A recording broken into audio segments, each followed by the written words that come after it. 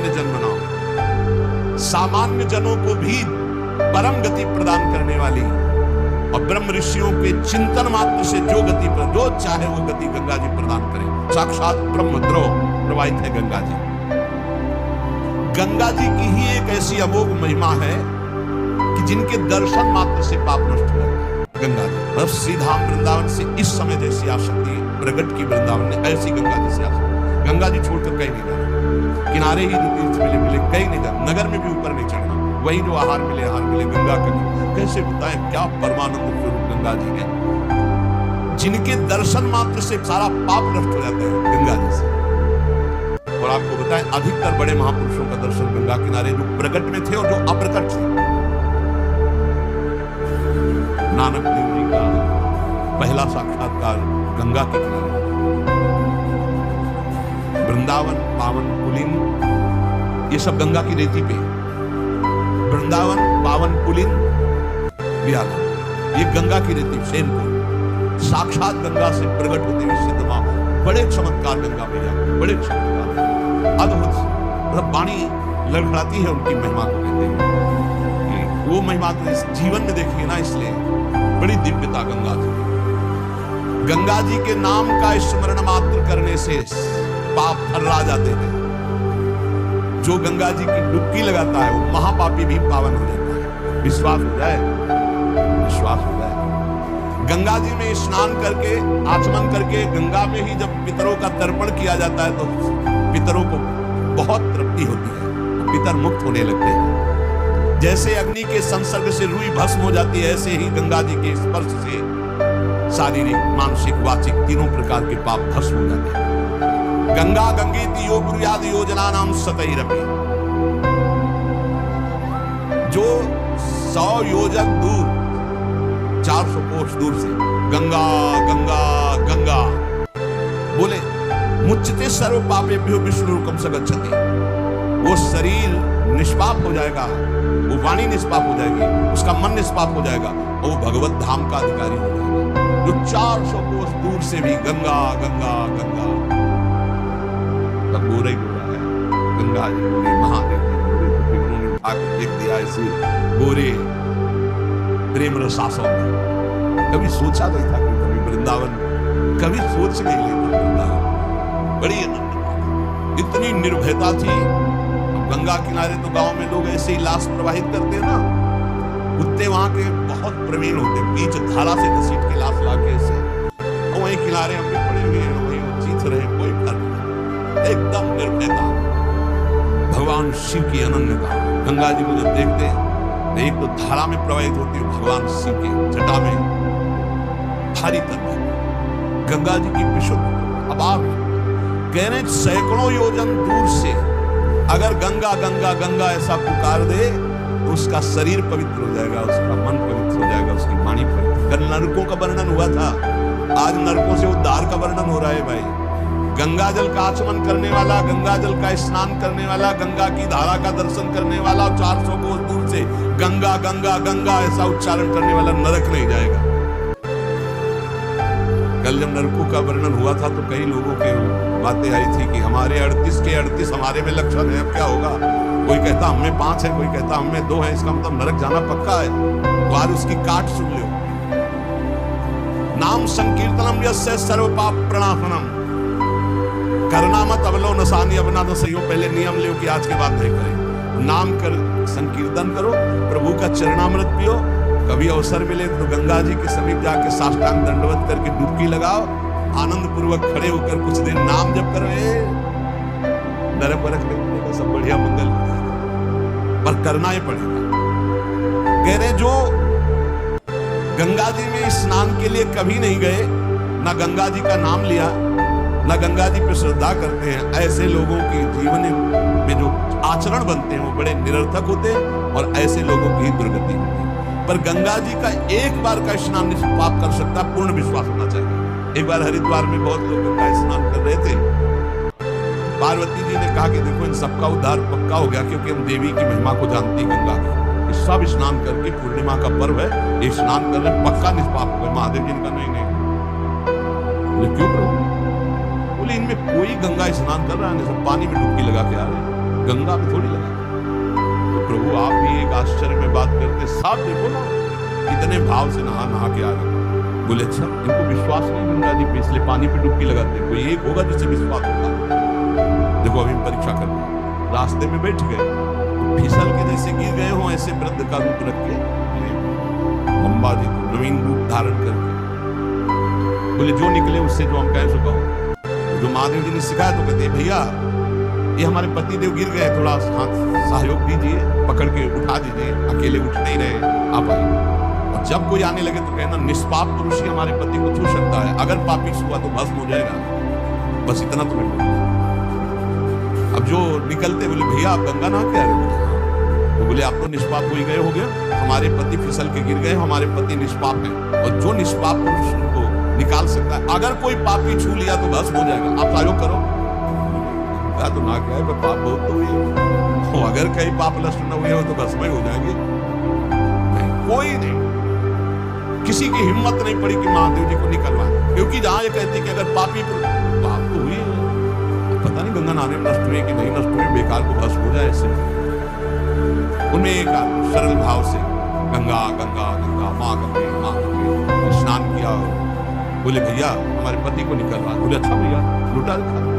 बोले भैया एक बात सुनो, हमारे पति निष्पाप हैं, अगर पापी पुरुष छुएगा तो भस्म हो जाएगा। बोले भैया आपको विश्वास नहीं, गंगा मैया में स्नान करके आ रहा हूं, अब भी पापी हूं। और तत्काल भगवान बाहर निकालने से लोग चला गया। भगवान शिव ने कहा ये केवल गंगा स्नान कर रहा है, इसलिए अर्थात भाव विद्यते देवा ना पाषाणे न मूढ़े। यदि हम भगवान के नाम, भगवान के धाम, भगवान के इन पावन तीर्थों पर दृढ़ विश्वास करते तो बहुत जल्दी लाभ प्राप्त होगा।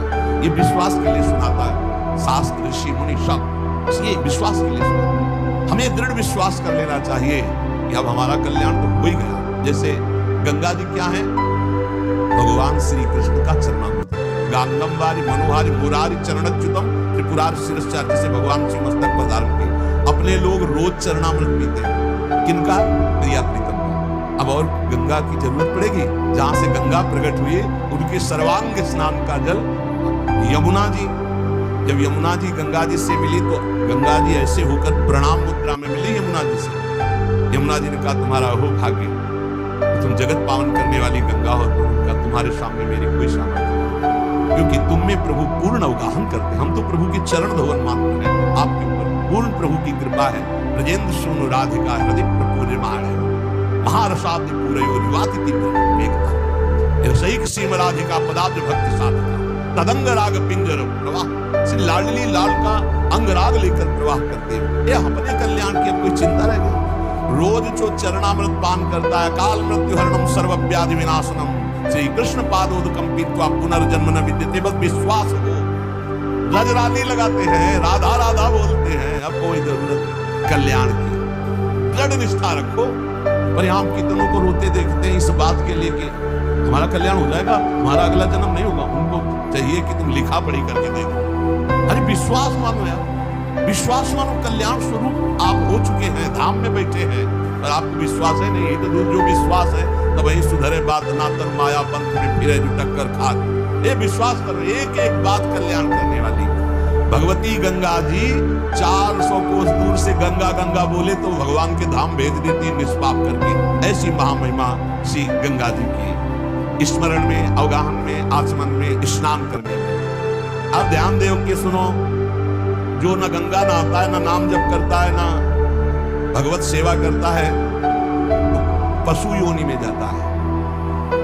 कह रहे हैं पूति गंधम तमो मेध्यम वर्जनीयम प्रकीर्तितम, पूर्वत भक्षणे प्रीता अद्य पापम करोति च, स्तेयशीलो निशाचारी बुद्धैर्गेयः सवंचकः, अबुधा सर्वकारेषु अज्ञाता सर्वकर्मसु, समयाचारहीनस्तु पशुरेव सबालिसाः।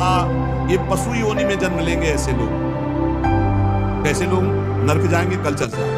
गंगा जी की महिमा अपार। अब सुनो, पशु योनि में कौन जाएगा? जब जीव यहाँ कोई पापाचरण करता है तो भूतेश्वर भगवान मथुरा में है, उनका शासन होता है। ब्रज 84 कोष के जीवों को जो प्रेत योनि को प्राप्त होते हैं, जब मुक्त होने का अवसर आता है तो ऐसे छूट दे देते हैं। ऐसे नहीं है कि वो तुम यहाँ ऐसा नहीं कि नहीं है, कई प्रसंग पाए गए हैं अभी तो देखो। तो पशु योनि को प्राप्त होता है। देखो, जो रात के 11 बजे के बाद 3 बजे के बीच में भोजन करता है, ये निशाचर है। निशा माने रात, चर माने विचरने वाला। रात में खाना, रात में उनको 8-10 बजे तक भोजन कर लेने का नियम। 11 आखिरी है, 11 के बाद भोजन में बिल्कुल नहीं होना चाहिए। ये रात नहीं है ऐसे कि तुम्हारा जब मना है तब भोजन। 11 से लेकर 3 बजे के बीच में बिल्कुल नहीं। शांति से भजन करो, सो जाओ, बदरो मत करो। सीटियां बज रही है, चलो होटल में चलते 12 बजे खाने, ऐसे लोग जाते हैं। पशु योनि निश्चित अपवित्र भोजन, दुर्गंध युक्त भोजन, अभक्ष भोजन, इनको पाने में जो आनंद मानता, रात के 11 से 3 के बीच में भोजन, जो रात में आहार ऐसा करता है उसको पशु योनि। जो दूसरों का धन चोरी करता है, जो विद्वान बन करके दूसरों की वंचना करके धन को लूटता है, जो अपने कर्तव्य कार्यों से अनभिज्ञ होकर मनमानी आचरण करता है, जो समयोचित सदाचार का ज्ञान नहीं रखता, वो मूर्ख पशु योनियों को प्राप्त होता है। जो हिंसक स्वभाव का है, जो अपने परिवार वालों को पीटता है, गाली गलौज, थोड़ी सी संपत्ति के लिए मारपीट, ऐसी लड़ाई झगड़ा, कलहप्रिय, कायल,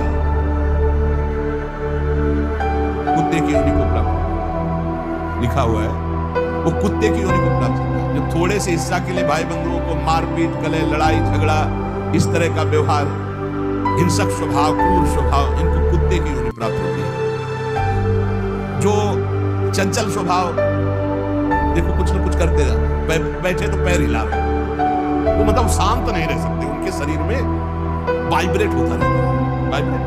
वाइब्रेट, मोबाइल ही झंझनाता रहे, सुन ले भाई क्या बनोगे। और जो दूसरे के भोजन के लिए लालायित रहता है, कहां से निमंत्रण आ जाए, कैसे हो जाए, क्या व्यवस्था बन जाए, शुरू। और जब चलता है ना तो बेढंगे ढंग से चलता है, बेढंगे ढंग से चलता है, बेढंगे। और दूसरों की वस्तु देकर लुभायमान होकर छीनने का स्वभाव करता है, उसका अगला जन्म बंदर का मिलेगा, पशु योनि में बंदर बनेगा। जो वाणी से सदैव कटु बोलता है, कुटुंबियों से द्वेष करता है, लोगों की चुगली खाता है, उसे अगला जन्म सर्प योनि का मिलेगा। कुटुंबियों से द्वेष करता है, दूसरे की चुगली खाता है, उद्वेगजनक वचन, उद्वेग माने भारी क्लेश पहुंचाने वचन, दूसरे की निंदा करना, चुगली करना, तो विषधारी सर्प बनता है। जो शरीर से बलवान दीन जनों के ऊपर आक्रमण करके खूब पिटाई मार करना, माता पिता को मारना, ऐसे गरीब जनों को, दीन जनों को मारना, निर्लज्ज और मांस भक्षण करने वाला, उसको अगले जन्म में क्रूर मांस भक्षी, जैसे हाइना, सिंह, सियार, ऐसी योनि को दिया जाता है। क्रूर हिंसक पशु, सिंह जैसे लकड़बग्गा, हाइना लकड़बग्गा है, भेड़िया है, ऐसे जो मांस भक्षण करने वाले हैं, जिनकी आवाज दूसरों को सदैव दुख ही देती, बोलने का मतलब है दुख ही देना। जो दूसरे को, अब जैसे जा रहे हैं, जंजीर खींचा, वैसे वो गिर गए, उनके अंग भंग हो रहे, वो समझ रहे थे 40,000 की सोने की चैन खींच ली तो हम ब्रह्मा बन जाएंगे। देखो उनको क्या बनना। जो दूसरों को भय प्रदान करते हैं, दूसरों की संपत्ति छीन लेते हैं, ऐसे लोग अजगर योनि को प्राप्त होते हैं। भूखे मरो जब कभी अवसर मिल जाए तो। ये जो दूरदृष्टि न रख के वर्तमान दृष्टि रख करके केवल भोग के लिए दूसरे के दुख का कारण बनते हैं, केवल उनके चिंतन यही चलता रहे, कहां से क्या खा लूं, कहां से क्या उठा लूं, कहां से क्या, बोले हाथी की योनि को प्राप्त होता है, वो पशु हाथी योनि को। इस तरह से 83,99,999 योनियां हैं जो भजन नहीं करते, भगवत विमुख है, उनको सब क्रमशः ये प्राप्त होते हैं। उपासक को चाहिए कि कम से कम इतना तो कर ले कि अगला जन्म मनुष्य का हो जाए, फिर भजन करे अगर कोई कमी रह गई। अगर आप नाम जप करेंगे और एक बात ध्यान रखेंगे कि दूसरों को दुख ना पहुंचने पाए, तो पक्की बात है भगवान की कृपा से अगर भगवत प्राप्ति नहीं हुई तो दूसरा जन्म होगा मनुष्य का, और बहुत महान भक्तों के बीच में जन्म होगा। जन्म से ही भजन प्रारंभ हो जाएगा और आप यौवन अवस्था प्राप्त होते होते भगवत प्राप्त हो जाएगा, काम हो जाएगा आपका। भजन एक ऐसी वस्तु है जो आपको बचा सकती है। अब इसमें कह रहे हैं कि जैसे आप भजन मार्ग में लगे हुए हो और आपको कोई गाली दे रहा है, आपने पलट के गाली दे दी तो आपका भजन क्षीण हो जाएगा। इसलिए भजन को बचाने के लिए कह रहे अकार पढ़ने मपारुष्यम संतोषा सर्वधानता। ये ब्रह्म ऋषियों की बातें हैं, बहुत काम की बातें हैं। अनुसूया गुरो पूजा दया भूतेश पैषुणम सद्वीरेश दमः प्रोक्तो ऋषि शांत बुद्धि भी। अकार पढ़ने माने उदारता। भजन किससे बचेगा? उदार बुद्धि। स्वभाव कह रहे हैं कोमल, कोमल स्वभाव से भजन बचेगा। संतोष वृत्ति से भजन बचेगा। गुरु इष्ट पर श्रद्धा वृत्ति से भजन बचेगा। दोष दृष्टि किसी पर ना हो, इसका अभाव हो तो भजन बचेगा। गुरु शुश्रूषा सेवा से भजन बढ़ेगा। प्राणियों पर दया तो भजन बढ़ेगा। किसी की भी चुगली ना करना, संत और ऋषि मुनियों का संग करना, इससे भजन बढ़ता है, बचता है। भजन किससे नष्ट होता है? तो कह रहे हैं जब अवमाने न कुप्पेत सम्माने न प्रहस्यति सम दुखो सुखो धीरा प्रशांति इति कीर्त्यते। जब तुम्हारा अपमान हो और तुम उसका बदले में अपमान कर दो तो तुम्हारा भजन क्षीण हो। और यदि अवमाने न कुप्पेत, अगर तुम्हारा अपमान हो रहा, तुमने क्रोध नहीं किया, तुम्हारा सम्मान हुआ, तुमने सम्मान स्वीकार नहीं किया, बचना भाई, इससे बचना। ये अगला जन्म नहीं होने देंगे। अगर ऐसा उदारता, कोमल स्वभाव, संतोष, श्रद्धा, दोष दृष्टि का अभाव, गुरु सेवा, प्राणियों पर दया, चुगली ना करना, निश्चित निश्चित अगला जन्म नहीं होगा। आप अपने भजन को बचाएं। जब कोई आपका अपमान कर रहा हो तो आप उसके बदले में उसका अपमान ना करें। यदि आपको क्रोध आ गया अपमान करने पर तो आपका भजन का फल क्षीण हो जाएगा। यदि सम्मान हुआ, आप आनंदित हो गए कि हमारा बड़ा सम्मान हो, तो आपका भजन क्षीण हो जाएगा। इसीलिए श्रीपाद भी कह रहे हैं सम्मानम कल्याति घोर गर्लम नीचापमानम सुधा श्री राधा मुरली धरो बच सके वृंदावन माध्यम। जब कोई सम्मान करे तो उसे भारी विष के समान समझो। सम्मानम कल्याति घोर गर्लम, जैसे बढ़िया खीर मिल रही हो, कान में कोई आके कहते विष पड़ा है तो आप नहीं खाओगे। ऐसे ये सम्मान प्रणाम नमस्कार वाहवाही ये तुम्हारे भजन के नाश करने के लिए है। ये विष है, इसे मत पीना, स्वीकार मत करो। विश्व नमन करे करने दो, तुम स्वीकार मत करो, तुम हर्षित मत हो। और जब अपमान हो तो उसका अपमान करने वाले का कभी अपमान न करना।